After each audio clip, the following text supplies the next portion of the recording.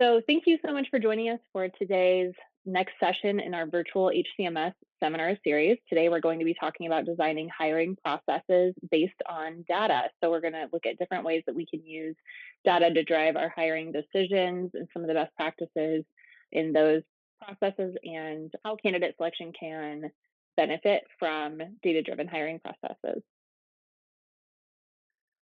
Finding the right candidates isn't just about filling position, it's about ensuring student success ultimately, right? Whether that position is somebody who's directly in the classroom or in some sort of classroom support role. We know that poor hiring decisions can lead to high turnover, which is costly and disruptive and discouraging. And using data in hiring can create a more effective process that is also easier to use for ongoing support for that new hire. So we'll talk a little bit about how data-driven hiring can also contribute to your onboarding plans. These structured data-driven hiring processes impact student outcomes, save time and resources, reduce bias, improve retention, and aid in effective onboarding.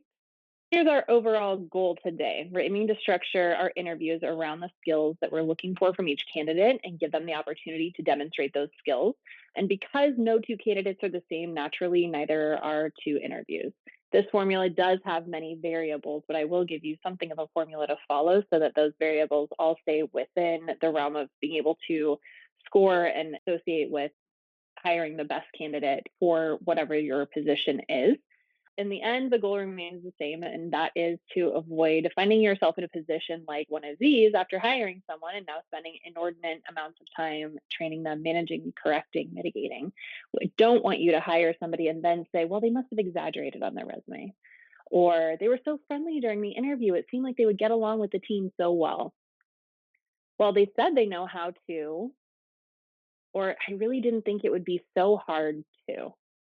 So we are looking to avoid saying phrases like these after hiring someone by ensuring that the things that we do along the way, the data that we collect along the way, contributes to hiring not only the best candidate, but in preparing your support team to bring that candidate into your employee successfully. So here are some reasons why multiple data points matter. Resumes and interviews alone don't tell the full story. I think if you've ever applied for a job, you can probably relate. The resume that you submit to any given job application is going to kind of be the highlight reel, right? It's not going to tell the full story of your experience.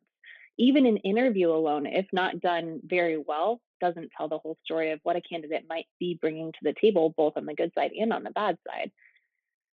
Data points also contribute to helping identify the best predictors of success for individuals. So, again, when we're talking through an interview question, or if we're looking at a resume, or even looking at a work sample, being able to identify the best predictors of success for an individual based on their competencies, based on their skill sets, based on their experiences, based on their demeanor, all of these things will help once that person's in a position, help support them toward being successful in that position.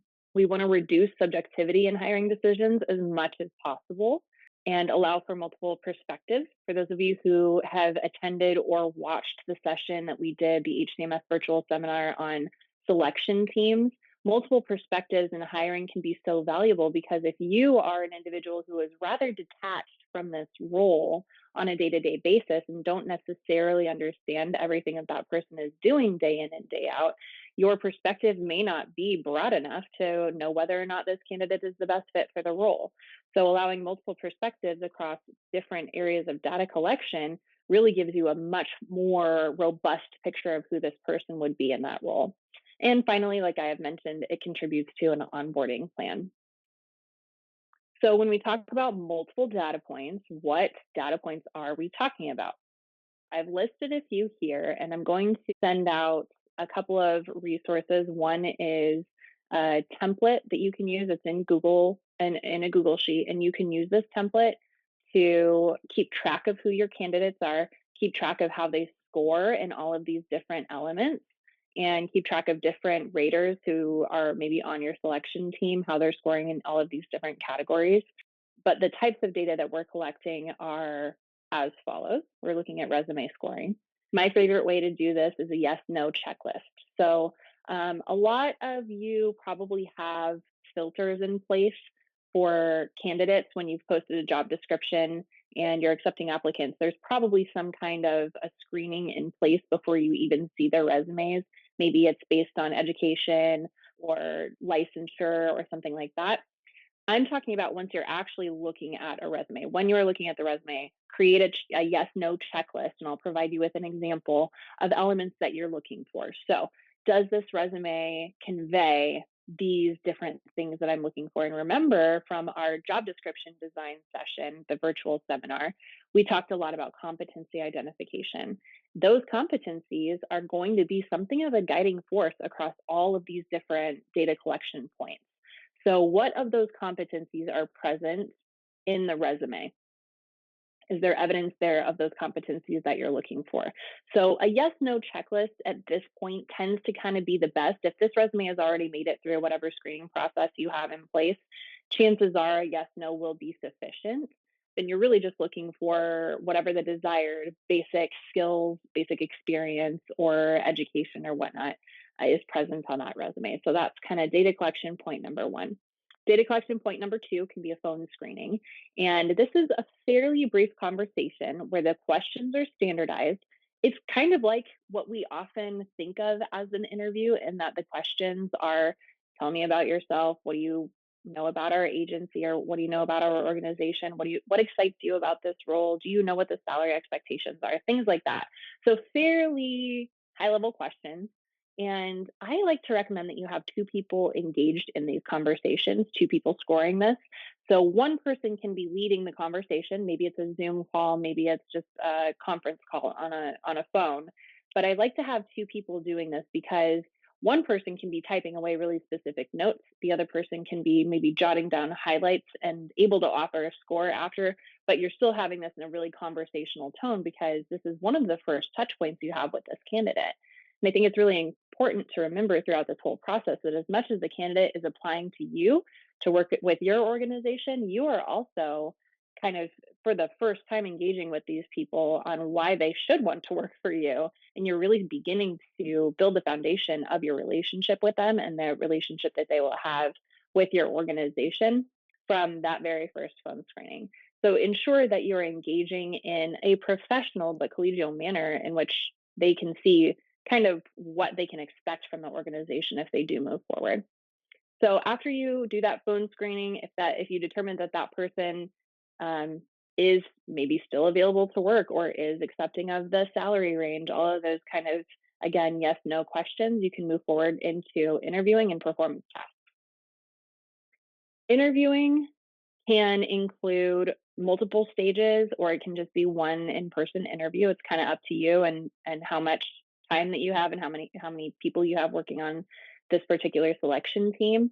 Um, I know a lot of school districts are using Spark Hire now to do a video interview where candidates can answer questions on video. That can be a really great way to be introduced to a candidate and share their information with people across your organization on their own time. So I really like those video interviews because the candidate will have more time to rehearse their answers than they would in a live interview, but you are also able to watch those at your leisure. So you can build those into your own schedule or into the schedule of the selection team without, having to have five people available all day for this certain thing. So consider using things like that, Spark Hire or other platforms that offer video interview opportunities. The other live interview opportunity, I think, really should be in person whenever possible. And that is the behavior based interview with scoring rubrics. We'll talk about that in a moment. I want to talk first about performance tasks. Performance tasks can be pretty much anything that you think would be of use to the selection team when determining if a candidate has the skill set to accept that position or to thrive in that position. So, a performance task is time bound and it's an assessment of their skills. So, maybe this means teaching a sample lesson. This can be a recording if it needs to be, it can be a live in office sort of demonstration where you give them some materials and they teach a lesson to some people on your selection team. It can be creating an action plan, solving some sort of a problem, designing a system, creating a product. It just needs to be time bound and it needs to be very clearly communicated to the candidate that they are doing a performance task that will be part of the data collection for this role.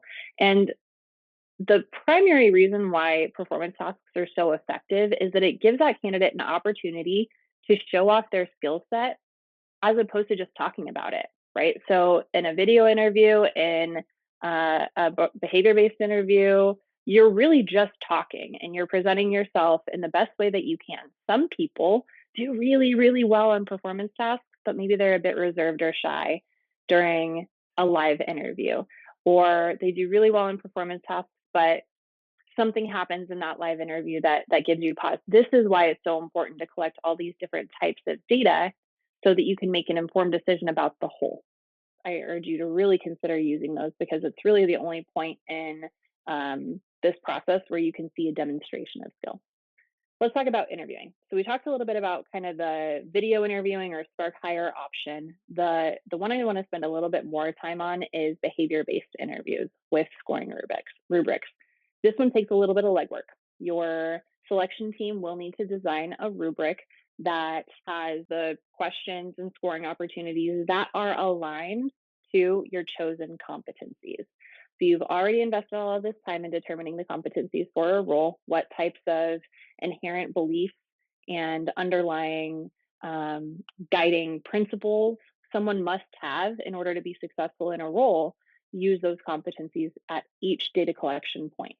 When you are ready to bring this person in for a panel interview, maybe it's 2 or 3 people, the questions that you're asking in order to be behavior-based interview questions really are focused on that individual telling you in a fair amount of detail about their experience, not a hypothetical question about what would you do if.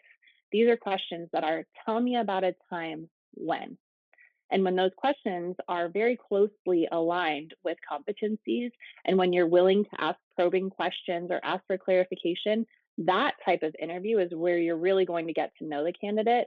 And because you're using a rubric, you're taking notes and you're scoring, not only will that data point be very valuable when you're trying to decide which candidate is the best to hire, it will become so useful for designing their onboarding mentorship plan after they're hired. So you're hearing all of these stories.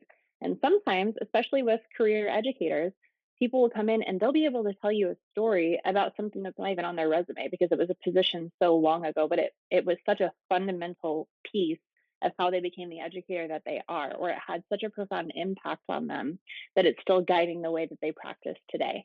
And so those types of interview questions are so much more powerful than a hypothetical situation where you say, what would you do if you just could not get a student to listen to you? And then you're just kind of quizzing them on what might this imagined self do, as opposed to what did you actually do? And we know that past behavior is the best indicator of future success, or the opposite, right? So I really, really encourage you to use behavior-based interview processes. And then the final kind of data chunk, data collector reference checks. And doing these reference checks, they're sure you can call and ensure that they had the position that they said they had for the period of time that they had it. But if you're doing more like character reference checks, or if you're asking about that person's nature as an employee, I think it's really important to focus on patterns and not just praise, because very frequently the people who are offered as reference checks, obviously nobody's going to go into searching for a new job and say, here's a reference check when it's a supervisor who they know they didn't get along with and there was a ton of friction with them. They're going to give references for the people who they know will sing their praises. So in those reference checks, have questions predetermined where you will get at not just this person's great and I'd love to work with them again, but patterns of what exactly made them successful, and then compare those patterns of success to your competencies. So let's talk about what implementing data-driven hiring systems might look and sound like. Um, the first thing that you'll need to do is define the requirements. And so I know we've kind of flown through what the data points are and some of those things. But establishing a timeline and establishing tools to collect all of this data is really going to kind of make or break your experience in this process and the experience of your selection team. I will provide you with a template for data collection. It's a very simple workbook that just kind of has a homepage of the candidates' names and how they're scoring in each section. But because you kind of have that as your home base and your selection team can always go refer to that, it'll be a lot easier to collect data and then eventually run scores. And we're going to talk a little bit about weighted scoring system as well. So you'll need to have a really strong system in place for collecting all of those different data points from all of those different people, and you'll have to have a timeline. Now, there's this phrase that I sometimes try to remind myself when things are not going my way, which is more often than I'd like. And that phrase is, "A sailor's plans are written in sand at high tide." And that really resonates with me because if a sailor writes their plans in the sand, come high tide, those plans are gone. And so establishing this timeline is so critical to the success of your selection team and in the selection process because there are so many moving pieces, but you also have to be willing to revisit that timeline and make adjustments. So if you get off at some point and your job posting, like so let's say you have your job posting up for 3 weeks and you've only gotten a couple of candidates, you can move forward with those candidates, but maybe you have a concurrent timeline going where that job gets reposted or you do something else in recruitment efforts so that you're actually getting the candidate pool that you need. Let's say things happen. Sometimes people get sick. Sometimes things have to get rescheduled. Have the timeline really, really set, but be willing to make adjustments within there. I told you earlier in this presentation that this is a formula with many variables, and the timeline just has to, by nature of the way that time works, have some variables in there. So establish that timeline, establish your collection tools, and when changes are necessary, just be very clear about what those changes are and how they impact the rest of the group moving forward. Your ideal timeline will have all candidates on the same section of the timeline at the same time, right? So you have your candidates who are moving forward, you do all of your phone screenings, you do all of your video interviews, you do all of your performance tasks, which can be kind of concurrent with your behavior based interview.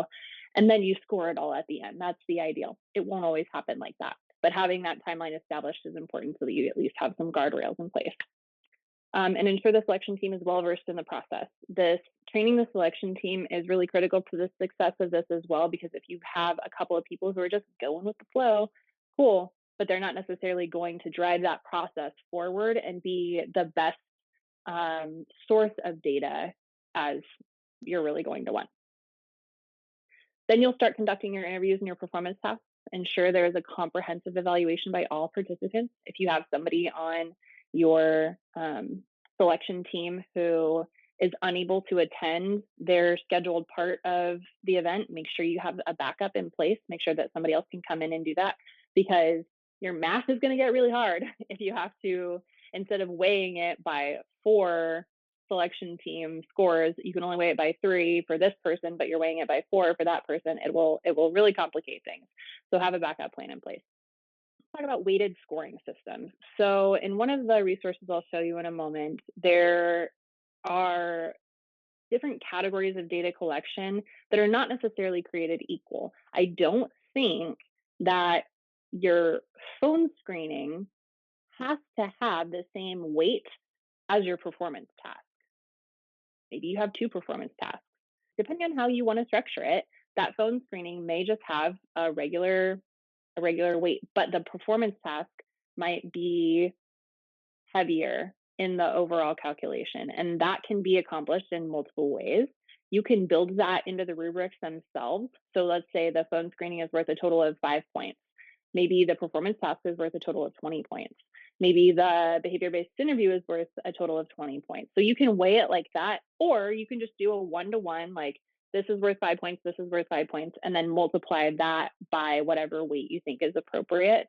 However you decide to approach it, I do encourage you to use a weighted scoring system so that you don't have one flop on a phone call weighing down a candidate who is otherwise really phenomenal in their work product or in their storytelling about their experiences.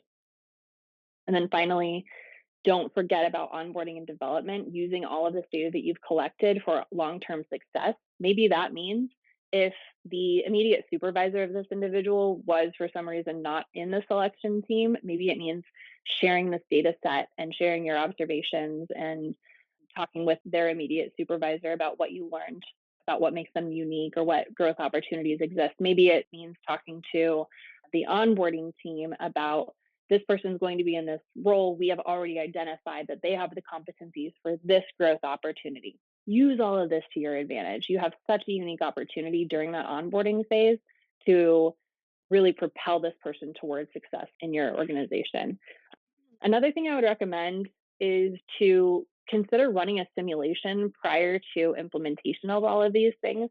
So once you have your collection tools and your timeline and your performance tasks and all of these things set up, even your scoring system, just run through it with an idea of a person and say, okay, if these two people went through this, this is what it would look like. Ensure that it all works before you get to the end, because if there's some consideration that you need to make as far as what data to collect or how to score it, you want to know that before you go into it so that you're not kind of scrambling at the end to collect all of that.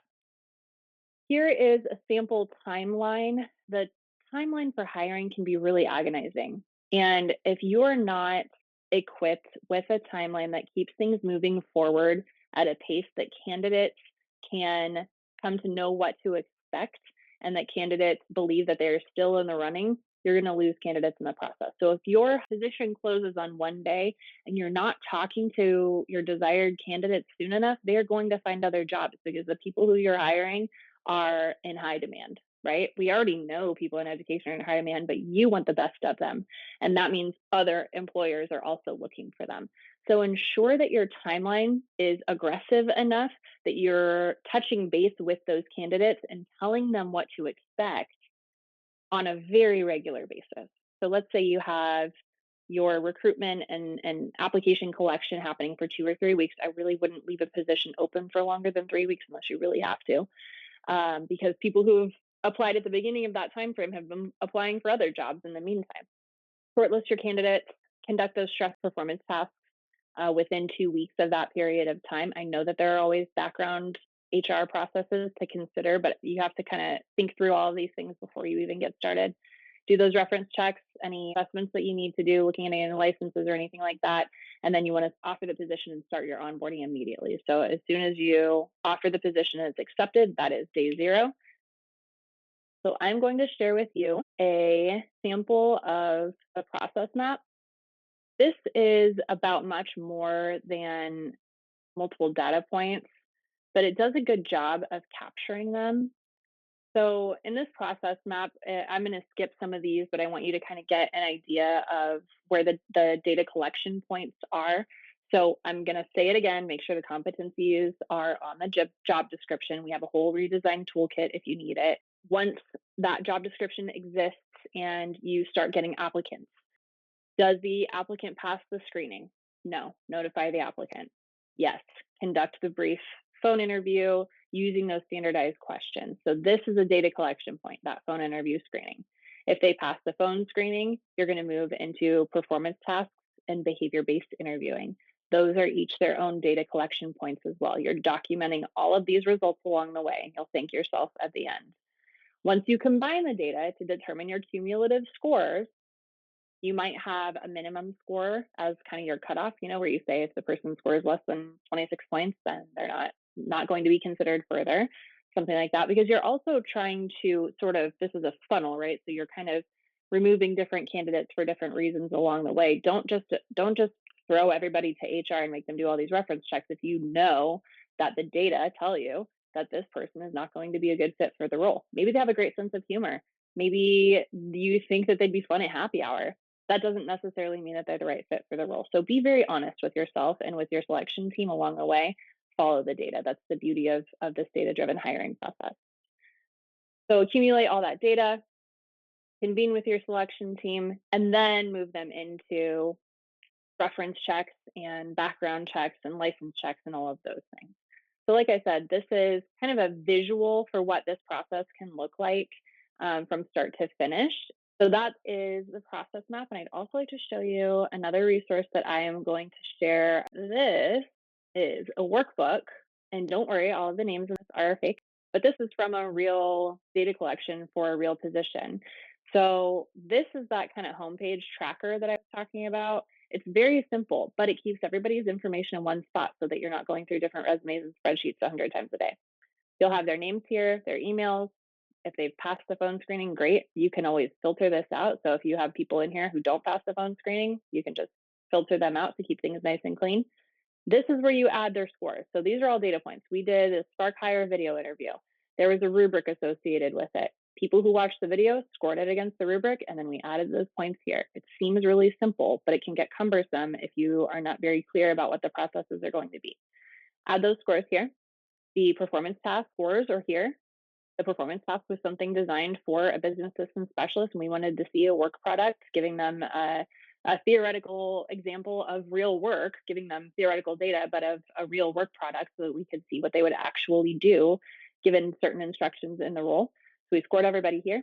And then on the behavior-based interview, we scored everybody here, depending on how they scored on that rubric. So once again, the rubric was aligned to the competencies that we were seeking. So all of that legwork, I hope you're starting to see, is worth it. When we ask you to do all of these kind of nitty gritty things along the way, there is a reason, and that reason is that all of the data are going to roll into something that is very valuable for you so that you don't have to hire over and over again for the same role because you're bringing people into the organization and supporting them in a way that keeps them around. So you'll have their total score. This is where you could weight things if you wanted to.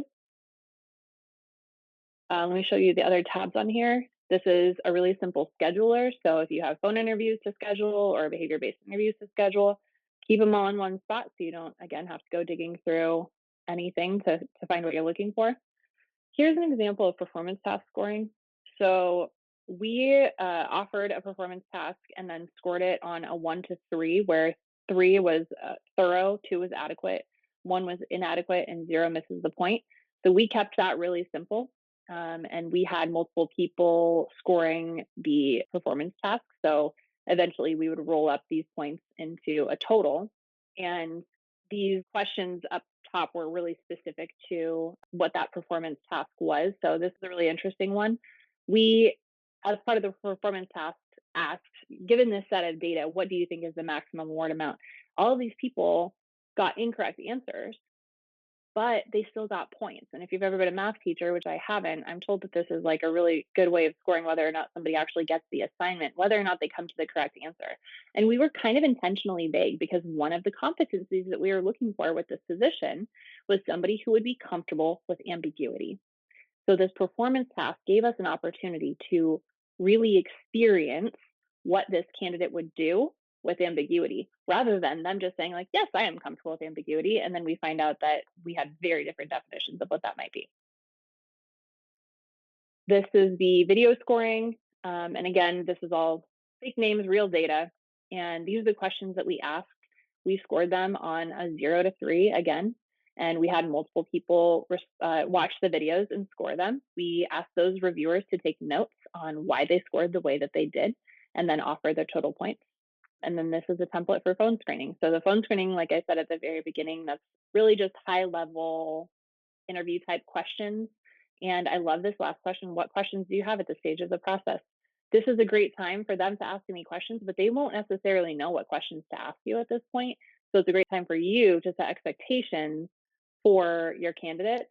So you can say things like, we use a multiple data point hiring process because we want to make sure that anybody we're bringing on is totally equipped to succeed in this role. It makes you look good as an employer, but it also helps them understand that this isn't going to be a one and done kind of phone interview situation. They're going to experience this whole interview process. And so you can talk to them about the time frame that you're looking at and make sure that if they have any questions about what the time frame entails, answer them then. So we talked about what we want to avoid and our goal as we structure these interviews around the skills that we're looking for from each candidate and giving them the opportunity to demonstrate those skills, knowing that no two candidates are the same and knowing that there are variables throughout the process. I would love for you to finish your interview selection placement processes and say things like, they're such a great addition. They're really owning this new role. They've already added so much value to our team, and I can't wait to see how they grow. Those are the kinds of phrases that I would love for you to be able to say at the end of a hiring process. A couple of best practices: create email templates for easy communication. So if you're using that flowchart that I showed you, the process map, email templates for every time that you are giving an instruction or declining candidacy. Have those emails pre written. It can be cumbersome or taxing in the moment to have to jot down all the details for where they need to be or what they need to expect. Just have those templates created ahead of time. Do communicate with candidates who you're releasing from the process. If they just don't have the right skill set for that role, you can have a template that says, we'd love to reach out to you for future considerations.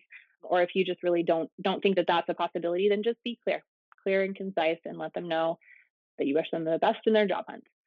Create and maintain those spreadsheets with data tracking. You can use mine, you can make your own. I talked a little bit about tapping in a backup person. If somebody on the selection team becomes unavailable, don't just try to score without them. Make sure that you are using consistency in your scoring, and then communicate, communicate, and communicate again. That means with everybody internally and externally. Make sure you're in close communication with your HR departments, with everybody on the selection team, and certainly with the candidates, because you do not want to leave a candidate who is considering coming to work with you feeling like they already cannot reach you. So that is the super speed multiple data points hiring. Thank you so much for joining us today. I hope that you found this session helpful.